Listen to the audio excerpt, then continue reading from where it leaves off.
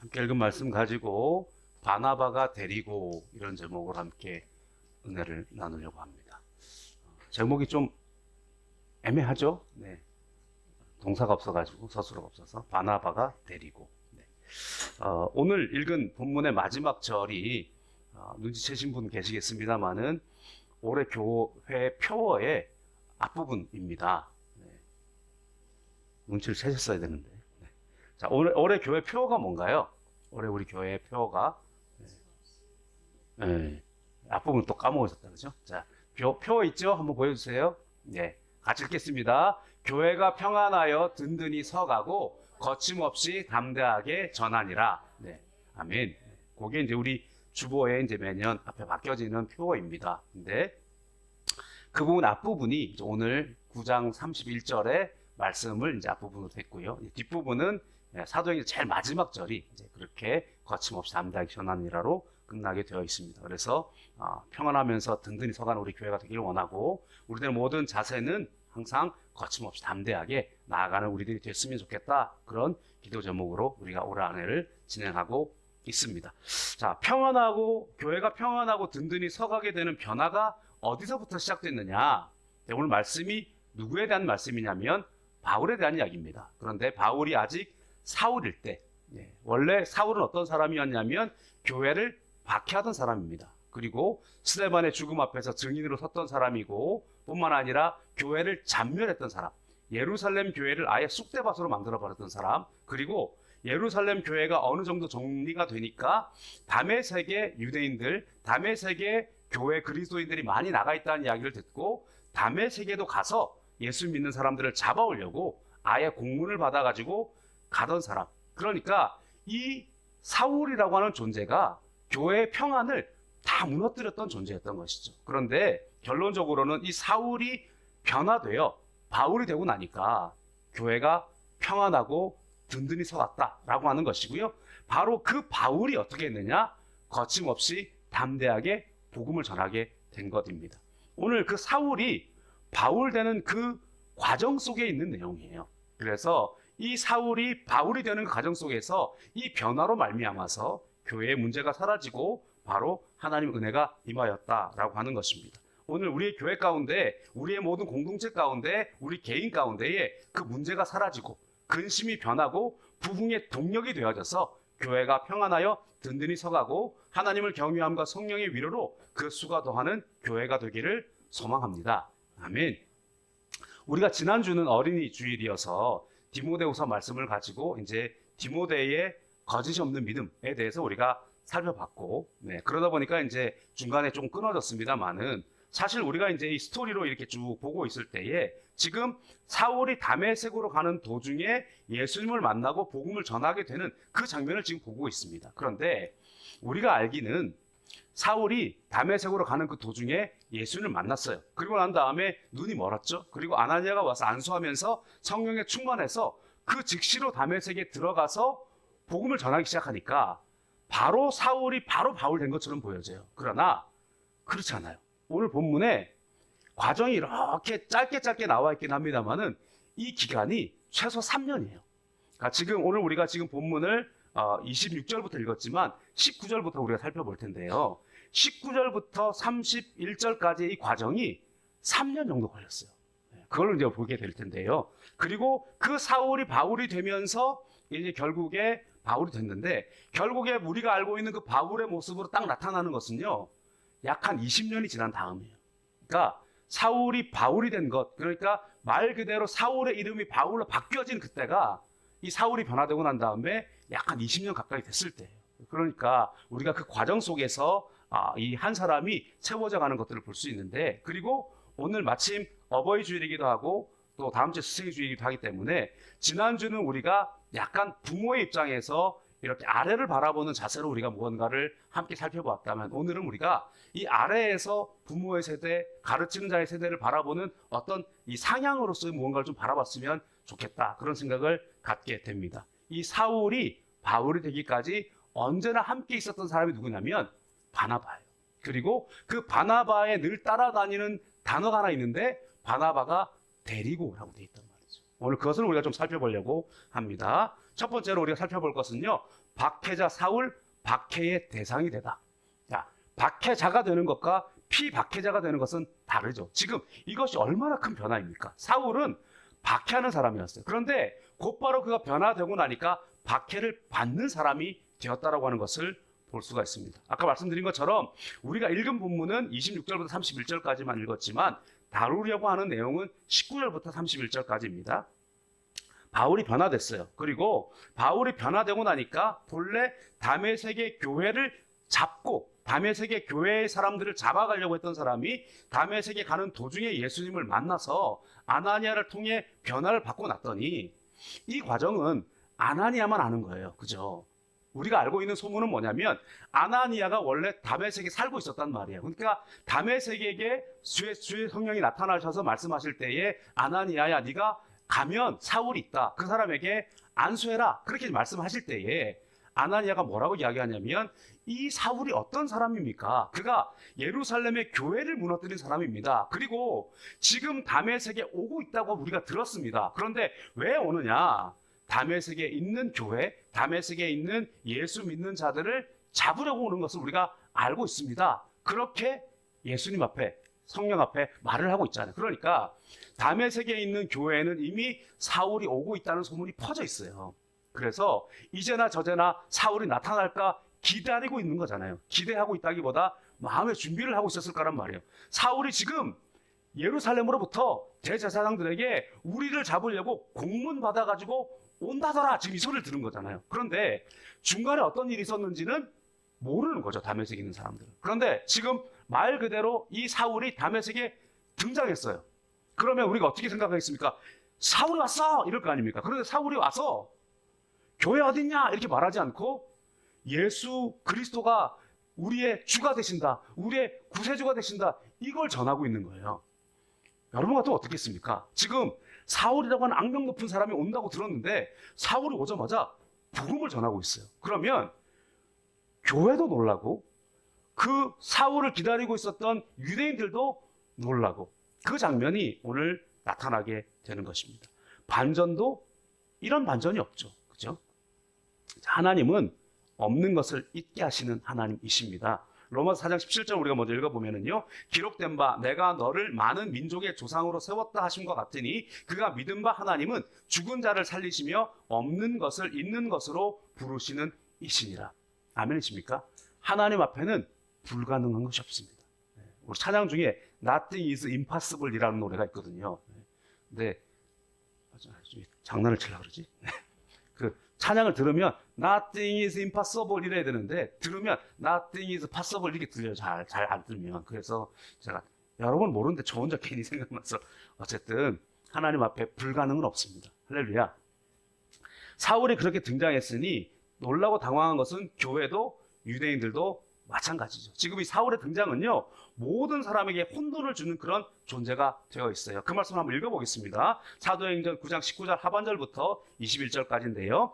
사울이 다메섹에 있는 제자들과 함께 며칠 있을 새 즉시로 각 회당에서 예수가 하나님의 아들이심을 전파하니 듣는 사람이 다 놀라 말하되 이 사람이 예루살렘에서 이 이름을 부르는 사람을 멸하려던 자가 아니냐, 여기 온 것도 그들을 결박하여 대제사장들에게 끌어가고자 함이 아니냐 하더라. 그렇게 말씀합니다.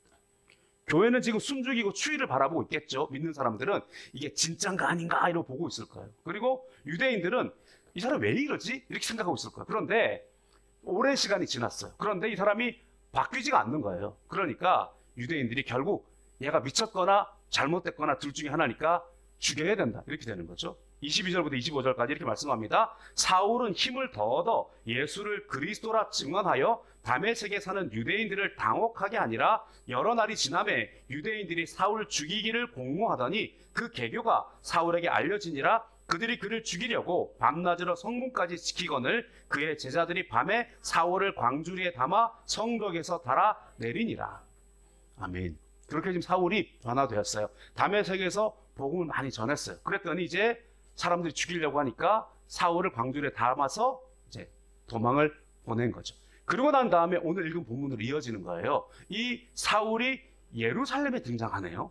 예루살렘에 등장해서 똑같은 혼란을 주고 있는 장면이 나타나고 있습니다. 예루살렘에 나타난 사울의 모습을 다시 한번 읽어볼게요. 26절부터 31절까지. 사울이 예루살렘에 가서 제자들을 사귀고자 하나 다 두려워하여 그가 제자됨을 믿지 아니하니, 바나바가 데리고 사도들에게 가서 그가 길에서 어떻게 주를 보았는지와 주께서 그에게 말씀하신 일과 다메섹에서 그가 어떻게 예수의 이름으로 담대히 말하였는지를 전하니라. 사울이 제자들과 함께 있어 예루살렘에 출입하며 또 주 예수의 이름으로 담대히 말하고 헬라파 유대인들과 함께 말하며 변론하니, 그 사람들이 죽이려고 힘쓰거늘 형제들이 알고 가이사랴로 데리고 내려가서 다소로 보내니라. 그리하여 온 유대와 갈릴리와 사마리아 교회가 평안하여 든든히 서가고 주를 경외함과 성령의 위로로 진행하여 수가 더 많아지니라.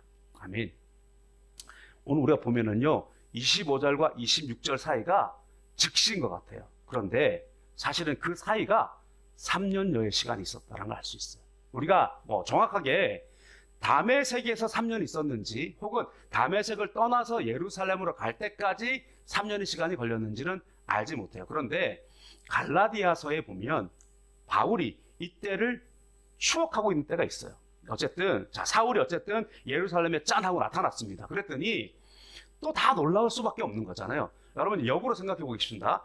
예루살렘에서 사울이 다메섹으로 간 이유는요, 다메섹에서 사울이 오는 이유를 들은 것보다 더 분명해요. 왜냐하면 이미 사울은 교회를 다 멸해버렸단 말이에요. 그리고 갑자기 사울이 사라질 때 사람들이 사울이 왜 사라졌는지를 다 알아요. 다메섹에 갔다. 이제 다메섹에 있는 교회도 멸하려고 갔다. 그런데 갑자기 사울이 한 3년여 만에 딱 등장을 한 거예요. 그러면 우리가 흔히 생각할 때 어떻게 생각하느냐, 물론 다메섹의 소문도 들었겠지만 대부분의 사람은 소문을 못 들었을 거 아니에요. 그러면 어떻게 들을 수 있느냐, 생각할 수 있느냐, 다메섹 교회도 다 끝났구나, 이제 사울이 이제 또다시 돌아왔구나, 이럴 수 있을 거예요. 그런데 이 사울이 예루살렘에 오자마자 뭘 하냐면 제자들을 사귄단 말이에요. 제자들이 어디 있느냐, 교회가 어디 있느냐 자꾸 물으러 다녀요. 그러면 다 놀랄 수밖에 없죠. 이 사람이 와가지고 또 그 일을 하는구나 생각할 수가 있을 것입니다. 9장 26절에 그렇게 말씀하죠. 사울이 예루살렘에 가서 제자들을 사귀고자 하나 다 두려워하여 그가 제자됨을 믿지 아니하니. 그런데 아까 말씀드린 것처럼 갈라디아서에서 이 시기를 어떻게 설명하고 있냐면, 갈라디아서 1장 17절에 19절에 이렇게 소개를 하고 있거든요. 또 나보다 먼저 된 사도된 자들을 만나려고 예루살렘으로 가지 아니하고 아라비아로 갔다가 다시 다메섹으로 돌아갔노라. 그 후 3년 만에 내가 게바를 방문하려고 예루살렘에 올라가서 그와 함께 15일을 머무는 동안 주의 형제 야고보 외에는 다른 사도들을 보지 못하였노라. 예루살렘에 갈 때까지 3년이 지났다는 거예요. 그러니까 그동안에 다메섹에서 3년이 지났는지 아라비아에서 3년이 지났는지 우리가 그건 정확하게 알지 못해요. 근데 어쨌든 예루살렘으로 들어갈 때까지 3년 동안 무언가 하나님의 뜻을 더 깊이 알고 하나님과 말씀에 대해서 공부했다는 걸 우리가 알 수가 있습니다. 어쨌든 이 예루살렘에 사울이 등장했으니, 수년간 보이지 않던 사울이 등장했으니 사람들이 얼마나 놀랐겠습니까? 그러니까 교회는 이게 무슨 음모를 가지고 온 것은 아니냐 생각할 수 있을 것이고, 또 유대인들은 또 이 사람들이 제자를 색출하여서 그 교회를 전멸하려고 하는구나, 유대인들도 그렇게 기대하고 있었을 거예요. 그런데 계속 와서 말씀을 전하니까, 그리고 헬라파 유대인들과 막 논쟁을 하기 시작하니까 또 어떻게 됩니까? 죽여야 되겠다, 이렇게 이제 되는 것이죠. 그리고는 이제 31절에 결국 30절에 이 바울이 다소로 돌아가게 됩니다. 다소는 어디냐면 고향이에요. 다소로 돌아가게 되는데, 이 다소에 있는, 나중에 이제 말씀하겠습니다만은, 사울을 안디옥이라고 하는 교회가 세워지고 바나바가 안디옥 교회 담임 목사님으로 갈 때에 안디옥 교회가 부흥하고 난 다음에 사울을 또다시 찾아가요. 그리고 이 사울을 데리고 안디옥 교회로 갔다가 다시 안디옥 교회에서 여러 가지 이방인들에 대한 문제를 가지고 예루살렘에 오게 되는데, 그때에 약 한 15년이 지났다, 이렇게 말씀을 하고 있어요. 그러니까 한 사람이 사역자로 세워지는 것이 쉽지 않다는 걸 우리가 알 수가 있습니다. 어쨌든 이 사울이 사라지고 난 다음에, 우리가 그냥 문맥상으로 읽으면 사울이 사라지고 났더니 교회가 평안하고 든든했다 이렇게 볼 수도 있는데, 그것이 아니라 사울이 박해자에서 박해를 받는 자로 변화되는 그 놀라운 역사로 말미암아, 단순히 사울이 사라진 것이 아니라 사울의 변화로 인하여서 교회가 평안하여 든든히 서가는 그런 역사가 나타났다는 것이죠. 결론적으로 9장 31절에 그리하여 온 유대와 갈릴리와 사마리아 교회가 평안하여 든든히 서가고 주를 경외함과 성령의 위로로 진행하여 수가 더 많아지니라. 이렇게 하나님의 놀라운 일이 나타나게 됐는데요. 사울의 변화는 부활하신 예수님을 만났기 때문에 그렇습니다. 사람의 변화는 예수님 만나야 변화됩니다. 사람의 변화는 다만 사람으로 변화될 수 없습니다. 사람의 변화는, 진정한 변화는 주님 만나야 됩니다. 예수님 만나고 그 가운데 말씀 받고 성령 충만 받고 주님과 함께 훈련되어지고 연단되어지면서 주님으로 인하여 변화가 됩니다. 그러나 그 변화된 사람이 사역자로 서기 위해서, 그 변화된 사람이 공동체에서 인정받기 위해서, 그 변화된 사람이 진정한 주님의 일을 감당하기 위해서는 누군가가 필요하다는 것입니다. 그 사울이 바울이 되는 과정 속에서 늘 함께 있었던 그 사람, 바나바의 이야기를 오늘 살펴보려고 하는 것입니다. 사울이 바울로 변화될 때 바나바가 나타나는데요. 바나바에 대해서 소개하고 있는 첫 장면은 사실은 사도행전 4장 36절에 먼저 소개가 되어져 있습니다. 사도행전 4장 36절에 구브로에서 난 레위족 사람이 있으니 이름은 요셉이라 사도들이 일컬어 바나바라 번역하면 위로의 아들이라 하니. 여러분, 우리가 본명보다 별명으로 더 인정되는 사람이 아름다운 사람입니다. 우리 가운데 이 바나바의 본명은 요셉입니다. 그런데 우리가 더 많이 알고 있는 그 이름 바나바는 별명입니다. 사도들이 불러준 이름입니다. 왜냐하면 번역하면 위로의 아들이다 이렇게 되어 있어요. 여러분, 나중에 보면 이 사도행전이라고 하는 말씀은 결국에 예루살렘과 온 유대와 사마리아와 땅끝까지는 내 증인 되리라고 하시는 예수님의 말씀, 오직 성령 충만 받고 예루살렘, 온 유대, 사마리아 땅끝까지 이르러 증인되는 그 스토리로 이어지기 때문에 다분히 뒷부분의 주인공이 바울로 되어져 있습니다. 그러나 이 저자는 바나바에 대해서 굉장히 신경 써서 기록하고 있는 걸 우리가 볼 수 있어요. 그러니까 관로하고 번역하면 위로의 아들이다. 왜냐하면 나중에 살펴보겠습니다만은 바울과 바나바가 마지막에는 다투거든요. 그리고 그때로부터 주인공이 쓱 바울로 바뀌어집니다.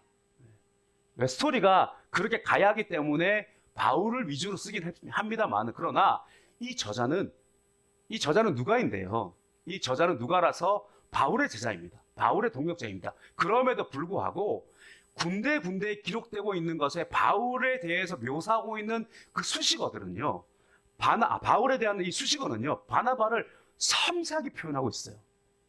긴 문장으로 쓸 수는 없지만 왜 그러냐면 이 바나바가 자신의 모든 재산을 팔아서 헌신했다는 이야기도 굳이 거기다 집어넣는 거거든요. 그러면서 거기다가 소개를 뭐라고 했냐면 바나바의 이름은 위로의 아들이다. 그런데 원래 본명은 요셉이다. 그런데 사도들이 불러준 이름보다 더 유명한 별명이 위로의 아들이다. 이는 위로하는 사람이다. 이렇게 표현이 되어져 있다고 하는 거죠. 그리고 이 바울의 행동에 바울과 동행할 때 늘 이 바나바가 함께 했다는 걸 우리가 볼 수 있어요. 그래서 우리가 바나바가 데리고 이 장면을 우리가 살펴볼 텐데요. 사도행전 9장 27절에서 28절입니다. 다시 한번 읽어보면 바나바가 데리고 사도들에게 가서 그가 길에서 어떻게 주를 보았는지와 주께서 그에게 말씀하신 일과 다메섹에서 그가 어떻게 예수의 이름으로 담대히 말하였는지를 전하니라. 사울이 제자들과 함께 있어 예루살렘에 출입하며. 자, 이 사람이 어떻게 된 것인가라고 궁금하고 두려워서 제자들의 무리 속에 받아들여지지 않고 있을 그때에 바나바가 데리고 그들 가운데 갔다. 그리고 이 바나바는 어떻게 사울에 대한 이야기를 많이 알았는지 모르지만 다메섹에서 그가 어떻게 예수 이름을 전하였는지를 전하여줬다, 알려줬다라고 하는 것입니다. 사울을 주목하여 봤다는 것이죠. 그리고 사울에 대한 모든 선입견을 다 제거하고 그를 데리고 갔다라고 하는 것입니다. 누군가의 가능성을 알아보고 누군가의 변화를 그대로 받아들여줘서 누군가와 동행하여서 그의 성장을 위하여서 그의 입지가 되어주는 사람, 누군가의 배경이 되어주는 사람, 그 사람이 바나바였습니다. 바나바가 사도들 앞에 증거했기 때문에, 바나바가 사도들 앞에 이 사울을 제자들한테 변증해줬기 때문에 이 사울은 결국 형제로 인정될 수 있었던 거예요. 그래서 사람들이 사울을 잡으려고 왔을 때에 누가 그를 피신시켜 주냐면 형제들이 알고, 그렇게 표현하고 있어요. 30절에 형제들이 알고 가이사랴로 데리고 내려가서 다소로 보내니라 이렇게 말씀하고 있어요. 형제들이.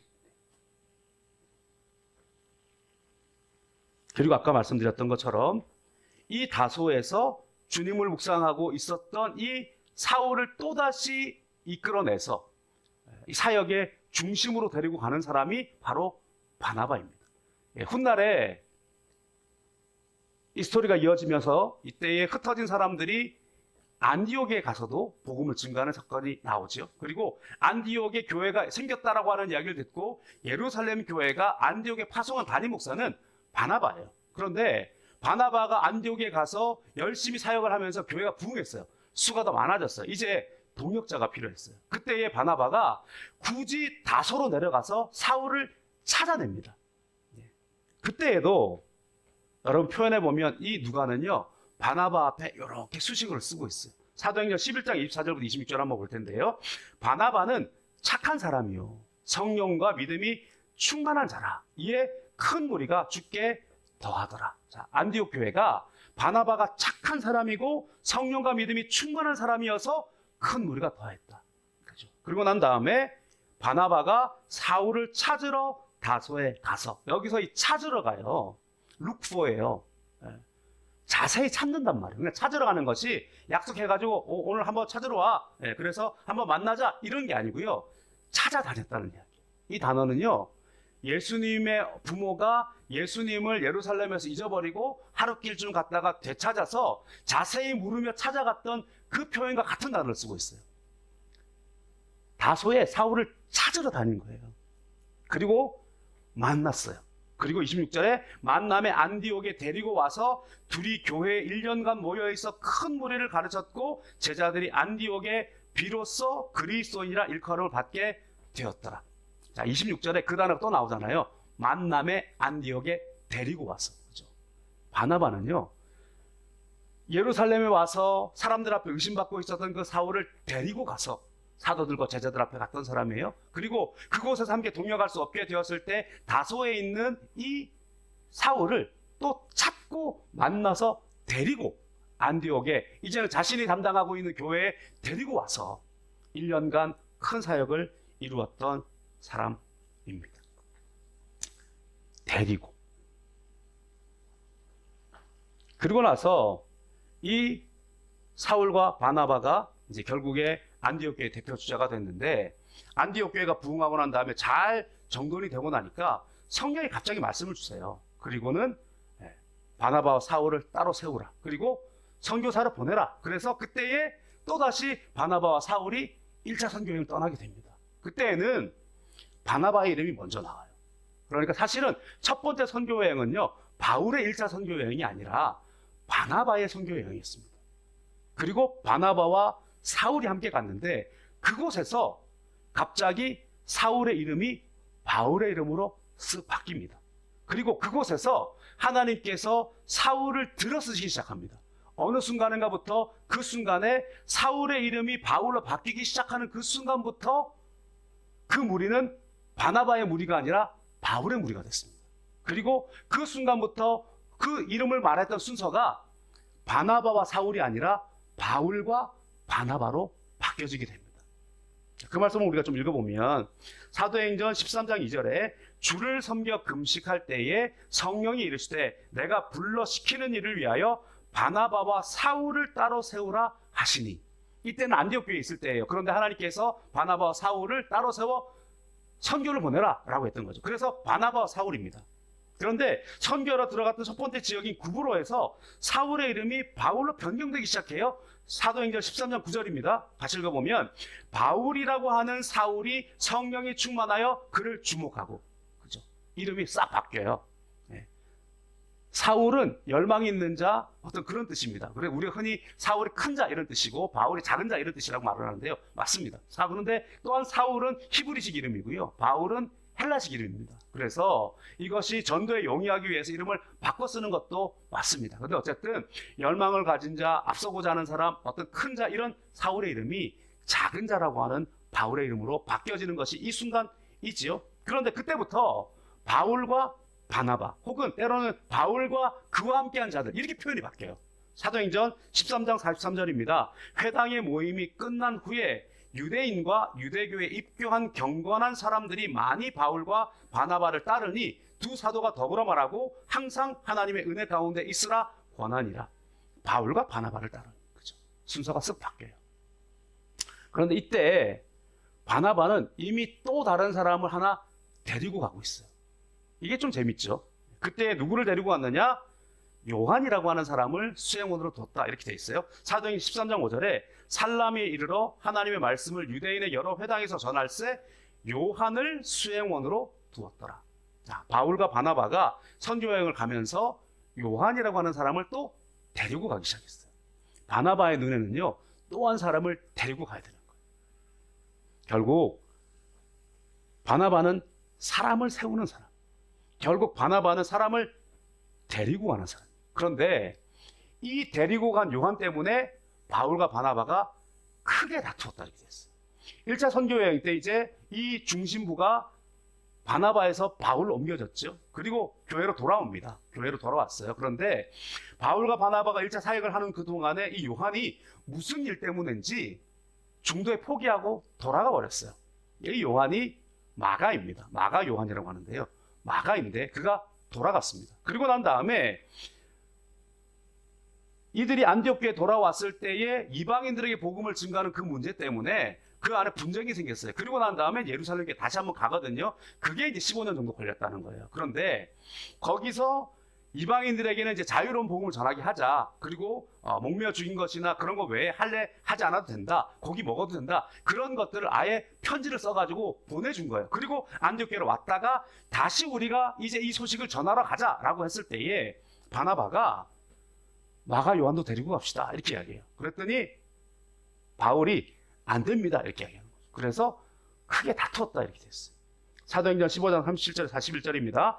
바나바는 마가라 하는 요한도 데리고 가고자 하나 바울은 밤빌리아에서 자기들이 떠나 함께 일하러 가지 아니한 자를 데리고 가는 것이 옳지 않다 하여 서로 심히 다투어 피차 갈라서니 바나바는 마가를 데리고 배 타고 구브로로 가고 바울은 실라를 택한 후에 형제들에게 주의 은혜의 부탁함을 받고 떠나 수리아와 길리기아로 다니며 교회들을 견고하게 하니라. 여러분 이 장면 보면서 어떻습니까 마음이? 오늘 사실은 이야기하고자 하는 포인트가 여기에 좀 있거든요.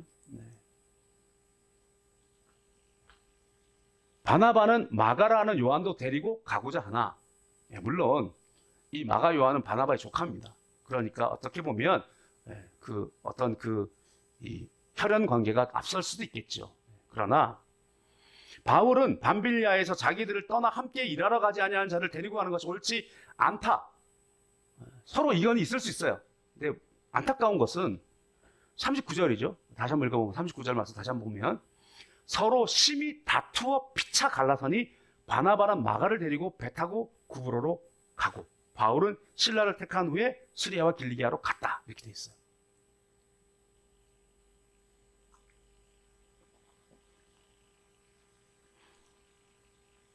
여러분 어떻습니까? 저는 이거 보면서 좀 감정이입이 되거든요. 그러니까 한편은 바울의 입장에 감정이입이 돼요. 그래서 그렇지 지금 이 얼마나 중요한 사이입니까? 게다가 이 사도행전 아까 말씀드린 것처럼 지금 아까 바울이라고 하는 사울이라고 하는 바울이라고 하는 그 순간부터 포인트가 이제 바울로 옮겨져요. 그렇기 때문에 바울 중심으로 스토리가 돼 있어요. 바나바에 대한 이야기는 그 뒤에 자세히 나오지 않아요. 그러니까 어쩔 수 없이 그 스토리가 땅끝까지 복음 증거하는 것 때문에 땅끝까지 복음 증거하는 주인공인 바울을 스토리로 하기 때문에 그 스토리가 더 강하게 나와요. 그런데 아까 말씀드린 것처럼 누가는 바나바 앞에 수식을 엄청나게 붙이고 있단 말이에요. 그런데 우리가 먼저 바울의 감정이입이 더 잘 될 수 있어요. 당연하지. 이 중요한 일을 하는데 이제 이방인들의 복음을 증거하게 되는 이 중요한 소식을 전하러 가는데 중간에 또 얘가 중간에 빠져나오고 이러면 어떡하느냐. 안 된다.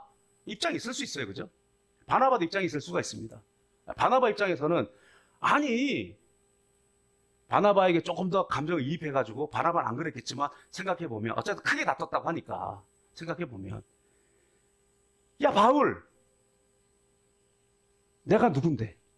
야 바울 내가 너 데리고 와서 지금 내가 너를 데리고 와서 교회에 데리고 왔고, 내가 너를 예루살렘에서 사도들한테 변증해줬고, 내가 너를 지금 안디옥에 데리고 왔고, 내가 너를 지금 했을 거 아니에요. 내가 데리고 다니던 너잖아. 너 원래 어떤 바울이었냐? 어떤 사울이었냐? 근데 지금 바울 됐다고. 야, 마가 요한도 그러지 말라는 법이 어디 있느냐? 마가도 다니다 보면 그렇게 편안할 거 아니냐? 마가 데리고 갑시다. 이럴 거 아니에요, 그죠? 저만 감정이입이 된 것 같아요. 다퉜어요.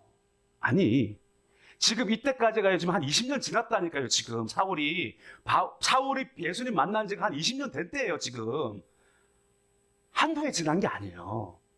함께 바나바와 동역한 지가요, 십수년이 됐어요, 지금요. 그랬던 십수년이 지난 바울과 바나바가 이 문제 때문에 이렇게 다투어야 된다는 거예요. 근데 여러분, 생각해보면 그럴 수 있어요.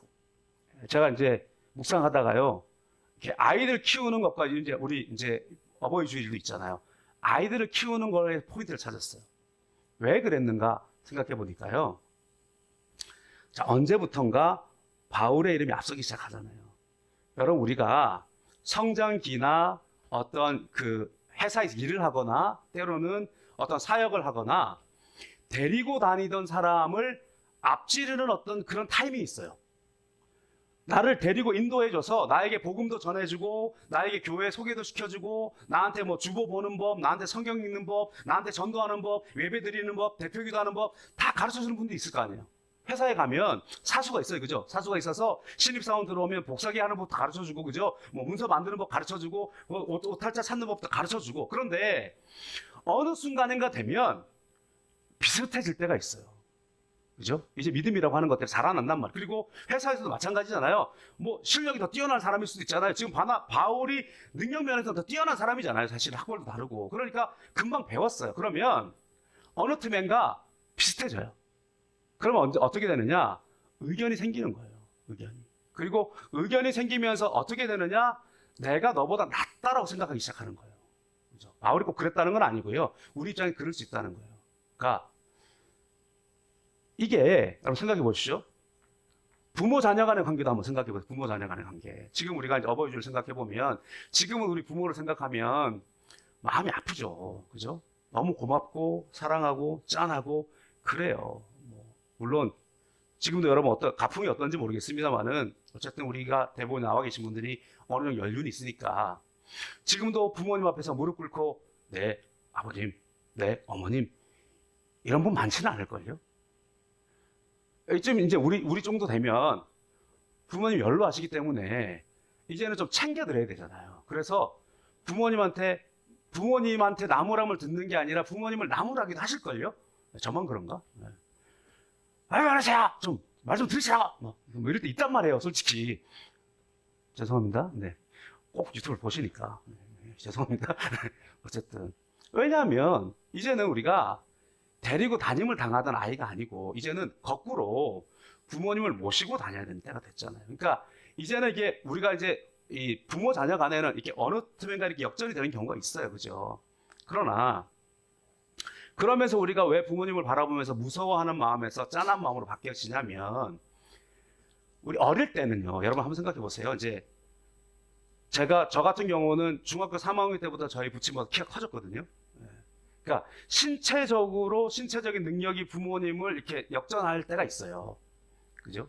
그리고 언젠가부터인가 부모님의 학력을 역전할 때가 있잖아요. 물론 요즘 자녀들은 그러기 쉽지 않지만, 네, 어쨌든 학력이 이제 부모님 학력을 넘어설 때가 있단 말이에요. 그러면 언제부터인가 무언가 가정의 대소사를 할 때에 부모님이 앞장서서 결정을 하시다가 어느 때부터인가 자녀의 의견을 물으실 때가 있단 말이에요.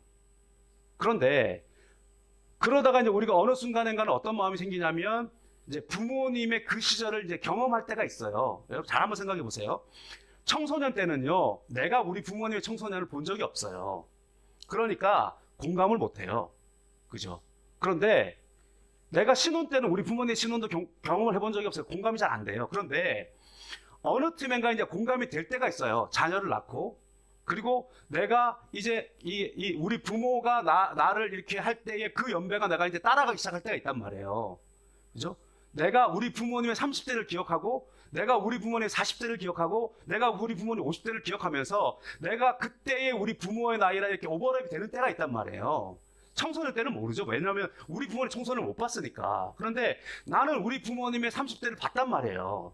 나는 우리 부모님의 40대를 봤단 말이에요. 그러면 그때의 내 아버지의 40대 때, 내 어머니의 40대 때, 내가 40대가 되면서 공감이 가요. 이제는 다만 이게 앞지르는 것이 아니라 이제 공감이 돼요. 아, 그래서 그러셨구나를 알아요. 그때쯤 되면 우리가 짠하기도 하고 존경스럽기도 하고 사랑스럽기도 하고 바뀌어지는 거죠. 그런데 언제 싸우느냐? 내 아버지 20대를 못 봤을 20대 때 싸운단 말이에요. 내 어머니 20대를 모르는 20대 때 싸워요. 내 아버지의 사춘기를 모를 때 그딴 나는 싸워요. 그죠? 내가 아직 우리 부모의 40대, 50대를 모르기 때문에 내가 더 똑똑하다고 생각하는 거예요. 내가 더 크다고 생각하는 거예요. 그러니까 싸우죠. 막 댐비고. 제 이야기 하는 거 아니잖아요. 그죠? 우리 모두의 이야기를 하는 거 다 그렇잖아요. 그죠? 어느 때인가. 왜냐하면 그때부터 아버지가 저 높이 있는 아버지가 아니에요. 어느 순간인가부터. 어느 순간인가부터 그저 무서운 아버지가 아니에요. 제가 중학교 3학년 때부터 80을 저희 아버지한테 이겼거든요. 그럼 좀 이상한가? 어쨌든. 네.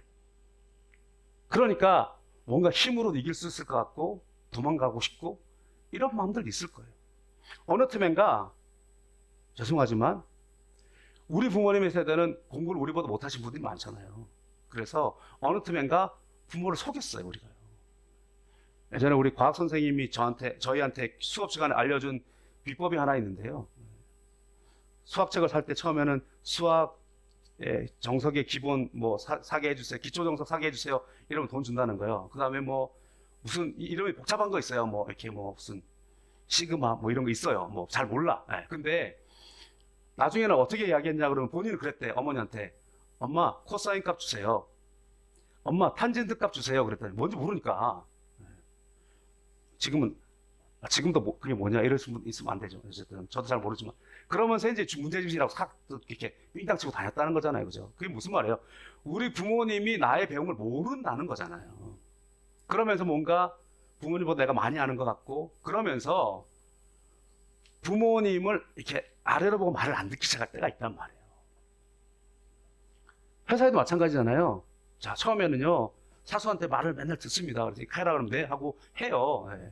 그리고 뭐 규칙 가운데 있고 막 이럴 때 규율을 잘 모르니까 막 내모 띄워보려고 하지만 어떻게 그러다가 혼도 나고 깨닫게 되죠. 그러다가 뭐 한 대리 과장 정도 되면은요 그냥 차장 부장은 다 꼰대로 보이는 거예요. 죄송합니다. 여기는 부장 차장 법인장 다 계시는데 네. 네가 나보다 낫는 거는 연차밖에 더 있냐, 뭐 네가 나보다 나은 거는 위치밖에 더 있냐, 이런 마음 갖게 될 때가 있단 말이에요. 늘 그런 건 아니지만 한 번씩. 믿음 안에서도 그럴 수 있어요.